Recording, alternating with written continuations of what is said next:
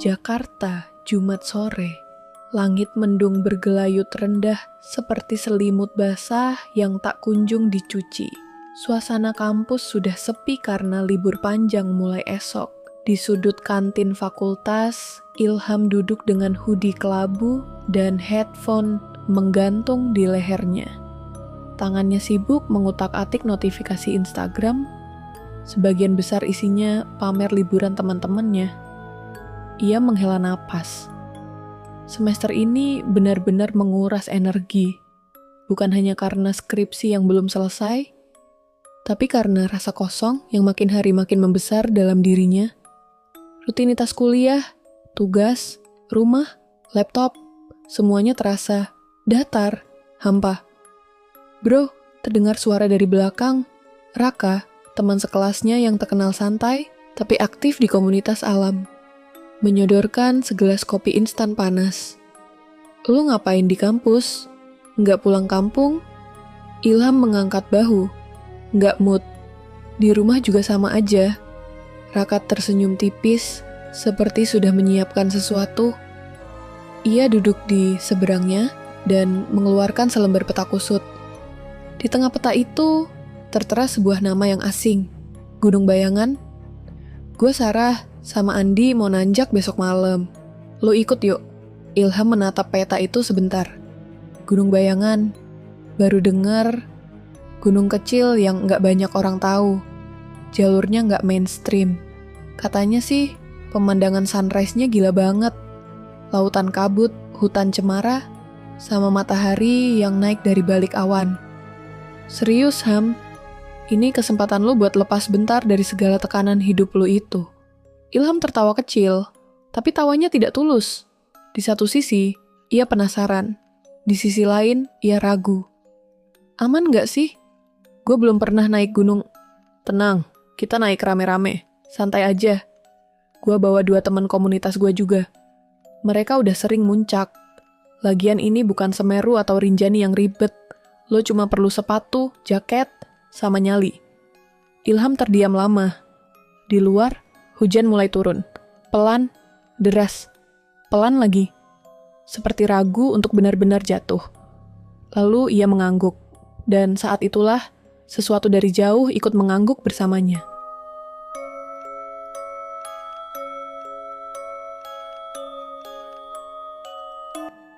Sabtu malam, Basecamp Gunung Bayangan, pukul 22.04 WIB.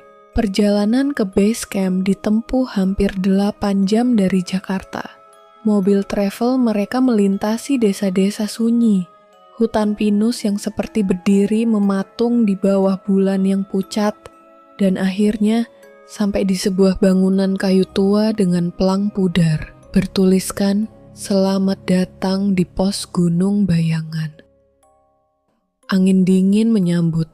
Udara pegunungan yang seharusnya segar justru terasa berat, seolah ada kabut yang tak terlihat menggantung di antara pohon-pohon. Di dalam base camp, seorang pria tua duduk di kursi rotan, mengenakan jaket lusuh dan topi rajut coklat tua. Sorot matanya tajam, seolah menembus kabut dan melihat isi hati siapapun yang mendekat. Naik malam-malam, tanyanya tanpa senyum. Raka mengangguk. Iya pak, mau ngejar sunrise. Pria tua itu hanya mendengus. Ia menatap satu persatu wajah pendaki. Lalu tatapannya tertahan di wajah Ilham. Lama, seolah ia melihat sesuatu yang bahkan Ilham sendiri belum tahu ada dalam dirinya. Kamu baru pertama kali naik gunung? Ilham mengangguk ragu. Iya pak. Berdoalah, gunung ini bukan tempat wisata. Ilham ingin tertawa, tapi sesuatu dalam nada suara pria itu menahan tawanya di tenggorokan. Kalau nanti, di atas, kamu dengar ada yang manggil nama kamu dari semak-semak, jangan noleh, sekalipun tidak. Ilham mengernyitkan dahi. Maksudnya pak, telingamu akan mendengar, tapi matamu tak boleh melihat. Raka menepuk bahu Ilham. Sudahlah, jangan diambil serius. Namanya juga orang tua kampung, suka begitu. Tapi Ilham tidak sepenuhnya bisa mengabaikannya. Tatapan pria itu menancap di benaknya seperti paku yang tidak bisa dicabut. Pukul 00.48 jalur pendakian Gunung Bayangan. Mereka mulai mendaki malam itu juga.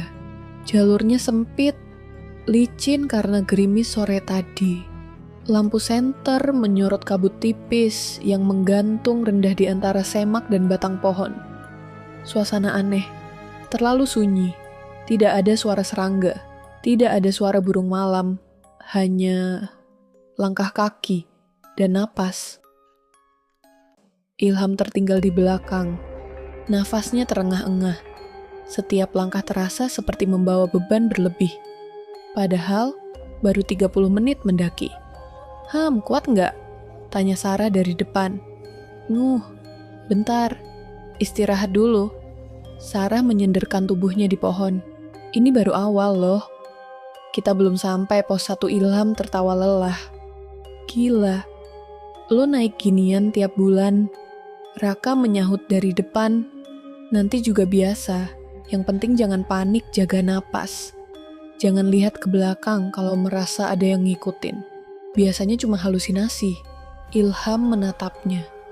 Lah, maksudnya apa tuh? Raka tertawa.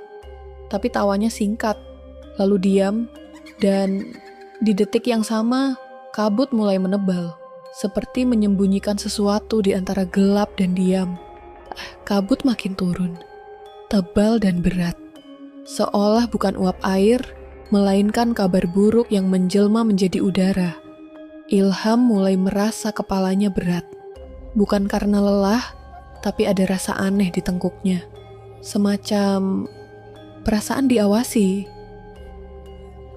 Lampu senternya menyorot ke kiri, ke kanan, hanya putih, seperti berjalan dalam susu basi. Raka, jalurnya mana? Kok semak semua begini? Suara Dimas terdengar dari tengah rombongan. Tenang, ini jalurnya bener kok. Gue inget pohon cemara miring ini. Jawab Raka sambil menunjuk ke batang pohon bengkok yang hampir rubuh. Tapi Sarah menatap pohon itu lama. Wajahnya mengernyit. Rak, pohon miring kayak gitu juga ada tadi, pas kita turun dari pos 1. Bisiknya pelan. Masa? Kan belum sampai pos 1. Sarah tidak menjawab. Ia menatap sekeliling, lalu berkata lirih, jangan panik, tapi kita kayaknya muter di tempat, dan seperti ada yang menunggu kalimat itu keluar.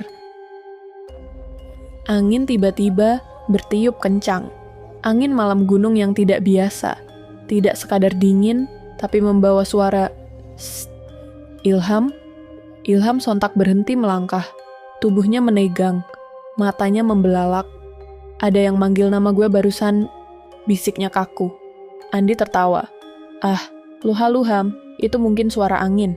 Tapi Ilham yakin, itu bukan angin. Suara itu bukan gaib, bukan gema, bukan angan. Itu suara perempuan.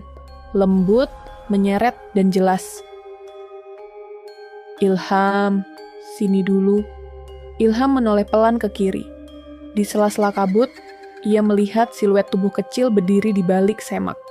Putih, rambut panjang, tidak bergerak, hanya berdiri, menatap, memanggil tanpa suara.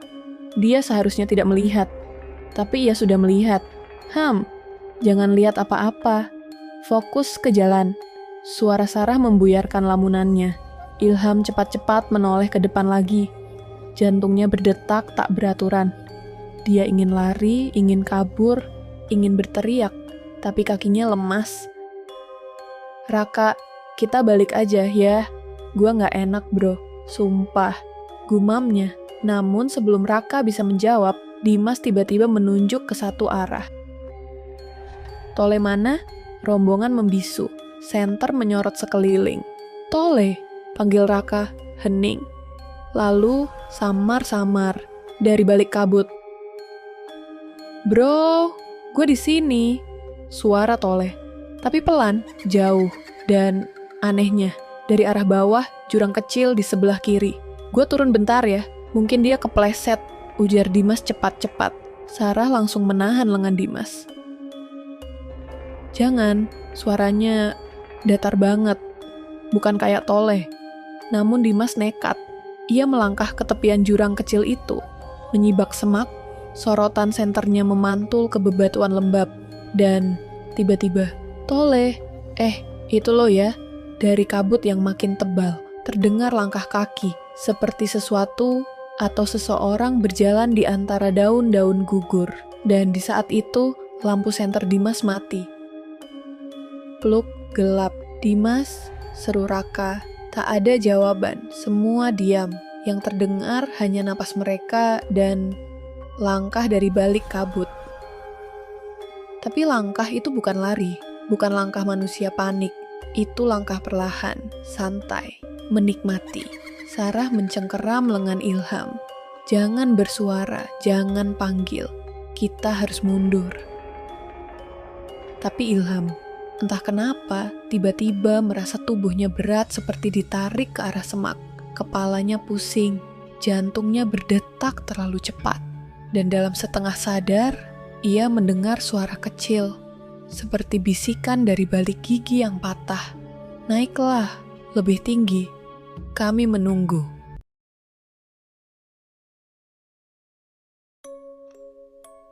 Tragedi masa lalu Gunung Bayangan tahun 1996. Pendakian terakhir Regu 13, sekitar 29. Tahun lalu, pada Juli 1996, Gunung Bayangan masih belum dikenal publik. Jalurnya hanya digunakan oleh warga lokal dan komunitas pecinta alam tertutup. Salah satu regu paling ambisius saat itu adalah Regu 13, beranggotakan 7 mahasiswa pencinta alam dari Jawa Tengah. Mereka mencoba membuka jalur baru lewat sisi timur gunung, yang disebut warga sebagai lereng Bayang.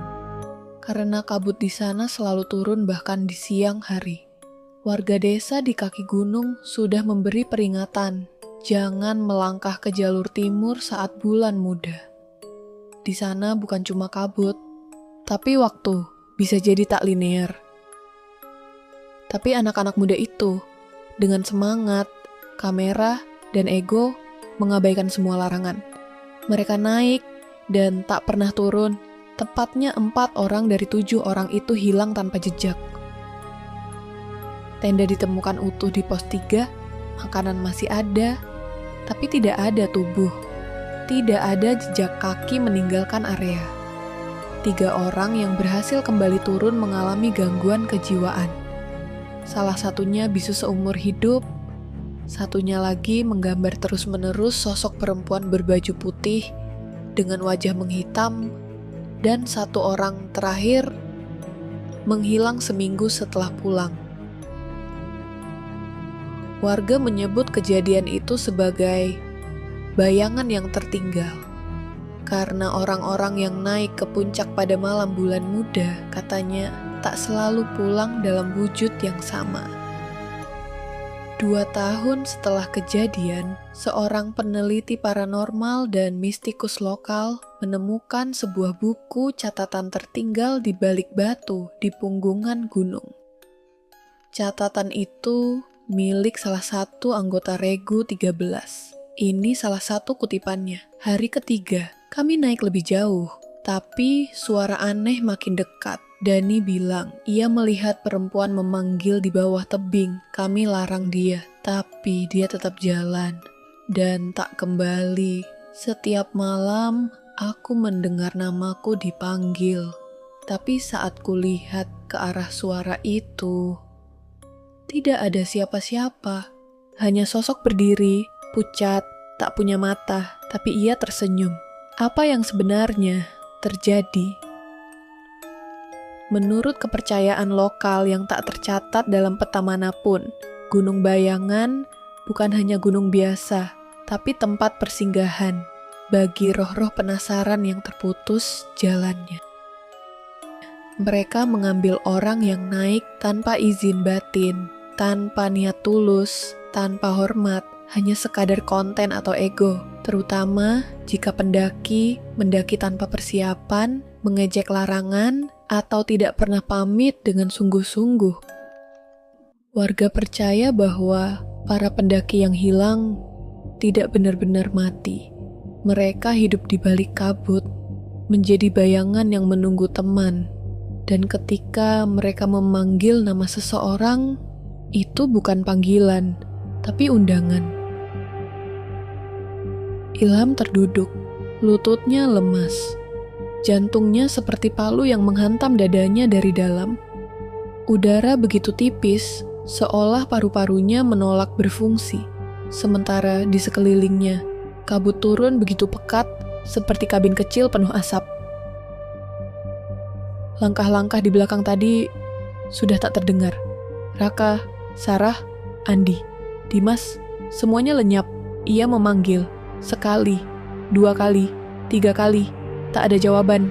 Hanya gema kosong yang terasa seperti menggema ke dunia lain. Lalu, Ilham. Suara itu terdengar lagi. Tapi kini, bukan seperti bisikan. Ia seperti gema dari dasar lembah. Dalam, berat, tapi halus. Suara perempuan, penuh kedamaian, tapi anehnya, tak membuat tenang. Justru membuat bulu kuduknya merinding sekujur tubuh. Ilham tidak menjawab, tapi tubuhnya melangkah. Bukan karena dia ingin, tapi karena ada sesuatu yang menariknya. Kabut di depannya mulai merekah, seperti tirai yang dibuka. Dan di balik kabut itu, Ilham tiba-tiba berada di sebuah tempat yang tak dikenalnya. Langit di atasnya jingga tua, seperti matahari tenggelam, tapi warnanya terlalu gelap untuk sore, terlalu terang untuk malam. Di sekelilingnya ada tenda-tenda lusuh, model lama, kain parasut coklat pudar, seperti dari tahun 90-an. Api unggun menyala, dan ada 7 orang duduk melingkar. Wajah-wajah asing, tapi nyata, terlalu nyata. Suara mereka terdengar jelas. Bau asap menempel di hidungnya. Ilham melangkah mendekat, tapi anehnya, tak seorang pun melihatnya.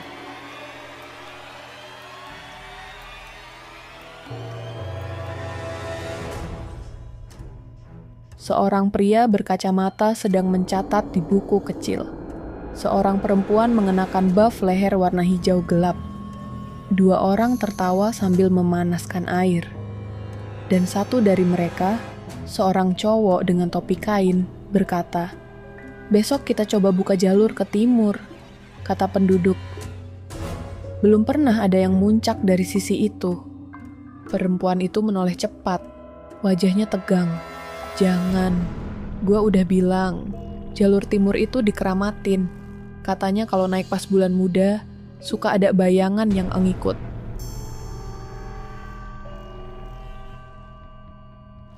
Ilham tersentak. Ini Regu 13.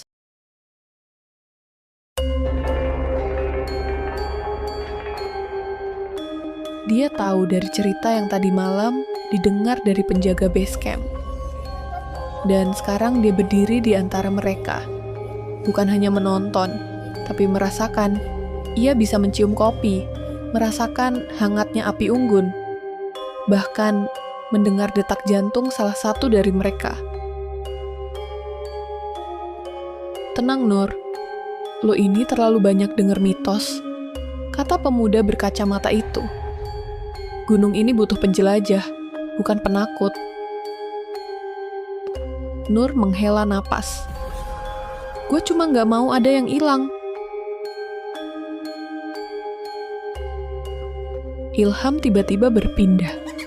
Kabut menyapu sekeliling seperti menyentak layar film. Sekejap, malam berganti pagi. Tenda-tenda rusak, sobek. 4 orang tidak ada. Tersisa hanya 3. Wajah mereka penuh darah dan tanah. Mata mereka kosong. Salah satu dari mereka menulis di buku dengan tangan gemetar. Dani bilang dia lihat cewek di bawah jurang. Tapi pas gue turun, ceweknya nggak ada. Hanya kain putih yang melambai dari pohon. Dan suara-suara yang terus manggil nama kita semua. Kami ke pos 4, tapi pos 4-nya nggak ada. Jalurnya seperti ngebawa kita muter. Gue denger suara ibu gue tadi malam, tapi gue tahu itu bukan ibu gue. Gue tahu. Ilham menutup mulut, kepalanya berdenyut keras, dan di balik semak ia melihat satu sosok berjalan pelan, putih, rambut panjang, wajah tidak ada, hanya kulit rata, seperti kain diratakan. Tapi dia menatap, dan Ilham tahu, sosok itu melihatnya. Angin runtuh, tanah bergetar, kabut seperti menyedot segalanya. Ilham berteriak, "Aku bukan bagian dari mereka. Aku tidak mau." Tapi suara perempuan itu muncul lagi, lembut, pelan, mencekam. "Tapi kau naik tanpa pamit, naik tanpa tahu, tanpa restu gunung, tanpa hormat, tanpa doa, seperti mereka dulu."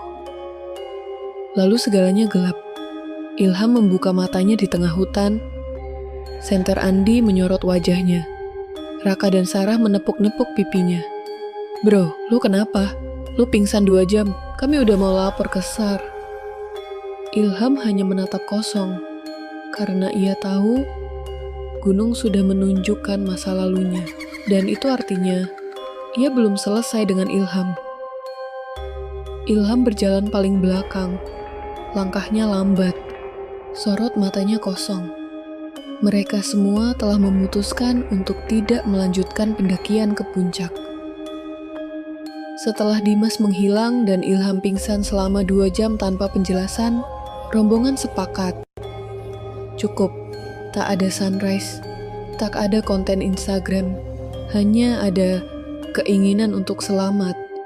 Tapi gunung tidak semudah itu melepas mereka. Saat menuruni jalur kembali ke pos 1, Ilham tidak banyak bicara. Sesekali matanya mengamati pohon-pohon di sekelilingnya terlalu lama, seolah menghafal sesuatu. Sesekali bibirnya komat-kamit, namun bukan doa. Lebih seperti mengulang sesuatu yang ia dengar dari dalam. Sarah menoleh curiga. "Ham, lu nggak apa-apa?" Ilham tidak menjawab, tapi tersenyum. Tipis, bukan senyum lega, tapi seperti senyum yang bukan miliknya sendiri. Setelah berjalan turun hampir 2 jam, mereka sampai di sebuah persimpangan kecil. Loh, Andi berhenti, matanya menatap sekeliling. "Ini, pohon miring itu lagi, bukannya kita tadi udah lewatin ini?" Sarah mendekat. "Tunggu, lo lihat tuh, lilitan pita merah di pohon itu. Gue yang ngikat tadi pas naik, kenapa masih di sini?" Raka membuka peta GPS. Kompas digitalnya berputar liar, tak menunjukkan arah. Gila, kita muter. Tiba-tiba, dari belakang, suara Ilham terdengar. Gunung belum selesai sama kita. Semua menoleh. Sorot mata Ilham kini berbeda. Bukan seperti orang kesurupan, tapi seperti orang yang tahu sesuatu yang tidak seharusnya ia tahu. Raka mendekat. "Ham, lu dengar suara apa lagi?" Ilham menatap kabut. "Gua lihat mereka. Regu 13. Gua lihat tenda mereka. Mereka ngobrol. Mereka ngilang satu-satu. Gua dengar mereka. Salah satu dari mereka masih di sini." Andi mulai panik. "Udah cukup ya. Cukup. Kita turun sekarang. Lewat jalur manapun." Sarah mencengkeram tangan Raka. "Dengar, ini udah bukan masalah mistis biasa. Ilham gak cuma kerasukan, dia kayak dibuka akses sama sesuatu." Raka mengangguk. "Gue juga ngerasa. Dari tadi, lo lihat gak? Ilham gak pernah ngeluh lagi. Jalannya kayak ngambang. Kayak dia udah tahu jalurnya lebih dari kita semua." Tiba-tiba, suara dari semak belukar kanan. Andi membeku. "Andi, tolong aku bro, tolong." Itu suara Dimas. Tapi seraknya tidak wajar, panjang, diseret. Dan seolah diputar ulang. Andi melangkah 1, 2, 3 langkah. Dimas, lo di situ? Sarah berteriak, jangan noleh, jangan ikuti suara itu. Tapi Andi seperti tak mendengar, matanya berkaca. Mungkin karena ia merasa bersalah meninggalkan temannya tadi malam. Mungkin karena ketakutan berubah jadi kasihan. Atau mungkin karena gunung tahu siapa yang paling mudah digoyahkan. Langkahnya mendekati Semak. Lalu terdengar suara ranting patah dan jeritan. Jeritan yang setengah ditelan kabut. Setelah itu, Ilham kembali bicara. Pelan, kepada kabut, kepada hutan, kepada sesuatu yang tak kasat mata. Udah 2, tinggal aku dan mereka. Raka mendekatinya perlahan. Siapa mereka? Ilham menjawab dengan mata tak berkedip. Yang ketinggalan, yang gak selesai. Mereka bilang aku mirip salah satu dari Regu 13 yang gak pernah ketemu jasadnya. Katanya aku bisa bantu mereka pulang atau gantiin mereka. Sarah berbisik pada Raka, gue pernah dengar, kadang gunung ngetes lo. Kalau lo naik cuma buat pamer, lo bakal ditunjukin jalan yang buntu. Tapi kalau lo naik dengan hati, dengan rasa hormat, lo dikasih petunjuk. Raka mengepalkan tangan. Tapi sekarang, gimana? Kita 2 orang. 1 teman hilang, 1 kesurupan separuh sadar. Dan kita muter-muter di tempat yang sama. Lalu Ilham menoleh, menatap mereka dalam-dalam, dan berkata, kalian belum pamit? Raka tertegun. Apa? Kalian naik gunung tanpa pamit? Gak pamit ke orang rumah? Gak pamit ke bumi? Gak pamit ke hutan? Ke penjaga jalur? Ke yang lama tinggal di sini? Kalian datang cuma bawa kamera, konten, ambisi. Tapi gak bawa hati. Gunung cuma pengen tahu siapa yang sombong. Ilham berdiri menghadap jurang. Angin malam menerpa wajahnya. Tak lagi kedinginan, tak lagi lelah. Tubuhnya tenang, terlalu tenang. Di belakangnya, Raka dan Sarah berdiri waspada. Langkah mereka berhenti di ujung semak, tak berani mendekat. Ilham, suara Sarah lirih. Kalau ini tentang apa yang kamu lihat tadi, kita bisa bantu. Ayo kita turun, kita cari bantuan. Ilham tersenyum, tapi bukan senyum seorang teman. Senyum itu kosong, datar. Seperti wajah patung yang lupa makna manusia. Kalian terlalu percaya waktu masih lurus. Tapi di sini, waktu itu melingkar. Yang dulu bisa sekarang. Yang sekarang bisa belum terjadi. Aku lihat mereka, Regu 13. Mereka bilang, mereka bukan mati. Mereka hanya dilupakan. Aku cuma perlu tinggal sebentar untuk bantu mereka. Raka maju selangkah. Jangan ngelantur. Kita kehilangan 2 teman. Kita gak akan kehilangan lo juga. Ayo balik. Ilham menatap langit. Kabut menggulung seperti pusaran awan. Lalu dia berkata pelan, kalian masih bisa turun. Tapi 1 dari kita harus tinggal. Itu aturan yang mereka buat. Mendadak, dari balik pepohonan, terdengar suara langkah. Bukan hewan, bukan manusia. Langkah berat, berirama, seperti ritme berjalan barisan. Dari balik kabut, muncul 5 sosok. Wajah mereka kabur. Tubuh mereka seperti manusia, tapi hitam, kotor. Leher mereka menggelantung tali panjat kusut, dan di dada mereka tertera angka 1 hingga 5, tertulis dengan kapur. Raka dan Sarah mundur, nafas mereka sesak. Salah satu dari mereka, yang paling depan, mengangkat tangan, lambat, lalu menunjuk ke arah Ilham, dan terdengar suara dari segala arah. Dia mirip. Biar dia tinggal. Biar dia jadi pengganti. Ilham menoleh ke belakang. Matanya bertemu dengan mata Raka. Gue bisa bantu kalian selamat, tapi dengan 1 syarat. Raka menggeleng. Jangan, Kita semua turun bareng. Kita bisa cari jalan lain. Ilham tersenyum. Kali ini senyum lirih. Ada manusia di balik itu. Ada sedih, ada takut. Gue udah lihat apa yang gak boleh dilihat. Gue udah masuk ke dunia mereka. Kalau gue maksa turun, gue akan bawa mereka ikut juga. Sarah terisak. Tapi lo temen kita. Iya. Dan makanya gue harus jagain kalian dari atas. Ilham mundur satu langkah. Tubuhnya di ujung tebing.